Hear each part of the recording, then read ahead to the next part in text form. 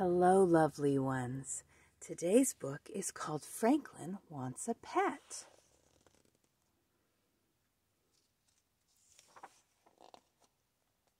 Franklin could count by twos and tie his shoes.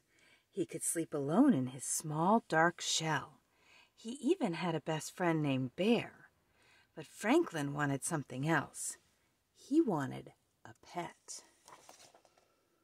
Franklin had wanted a pet since he was small, but whenever he asked, "May I have a pet, please?"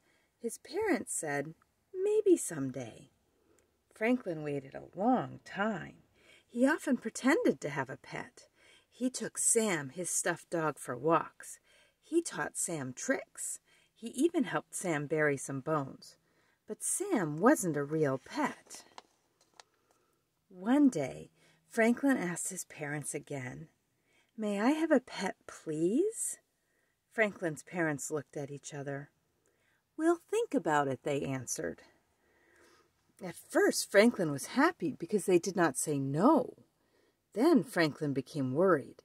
His parents could think about things for days and days. That day, Franklin visited Bear and told him all about the pet he wanted. "If I had a pet, it would be a bird," said Bear. "Why?" asked Franklin. "Because birds sing beautiful songs," said Bear. "Birds are nice," said Franklin, "but their loud singing may wake me too early." Franklin waited until morning before asking his parents if they had finished thinking yet. "Not quite," said Franklin's mother. "We need to know that you could care for a pet." Franklin nodded his head up and down. "Could you feed your pet?" asked Franklin's father. Franklin nodded again. He almost said "please" 100 times in a row, but he stopped himself. Franklin visited Beaver and told her all about the pet he wanted. "If I had a pet, it would be a cat," said Beaver. "Why?" asked Franklin. "Because cats make purring sounds," she answered. "Cats are nice," said Franklin, "but you never know where they are." Later that day, Franklin asked his parents, "Are you finished thinking?" "Not yet," they answered. "Please hurry," said Franklin. His father sighed. "Franklin, this is a big decision. A pet costs money to buy and to keep." Franklin offered all the money in his piggy bank and hoped it was enough. After counting his pennies, Franklin visited with Goose and told her all about the pet he wanted. "If I had a pet, it would be a bunny," said Goose. "Why?" asked Franklin. "Because bunnies have wiggly whiskers."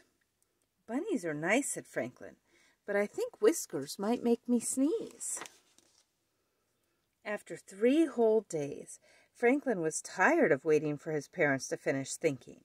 He had a plan. He brought Sam to the breakfast table. "I have been taking care of Sam for a long, long time," he said. "I will take good care of a real pet, too. I will feed it.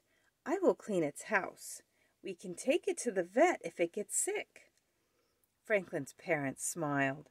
"It sounds as if you've been doing a lot of thinking, too," they said. "So may I have a pet, please?" he begged. They whispered to each other. Then they nodded their heads up and down.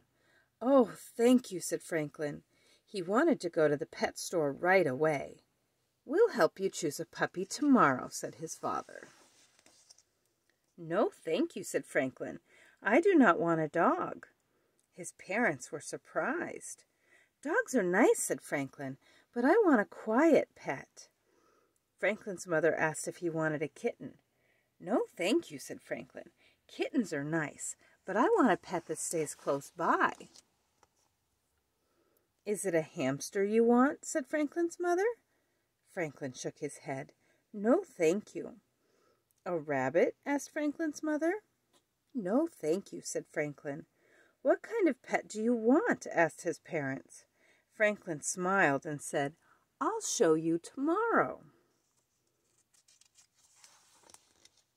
At the pet store, Franklin pointed to a fish. "I want a goldfish," he said. "A goldfish?" they said. "Why? A fish cannot do tricks or play with you." So Franklin explained. He liked to watch fish swim slowly around and around. He liked their beautiful colors, and he liked the way they made him feel inside, quiet and calm. "Besides," he said, "I love goldfish." "That's the best reason of all," said Franklin's parents. Franklin named his fish Goldie. He took very good care of her, just as he'd promised. Every morning, Franklin watched Goldie swim around and around.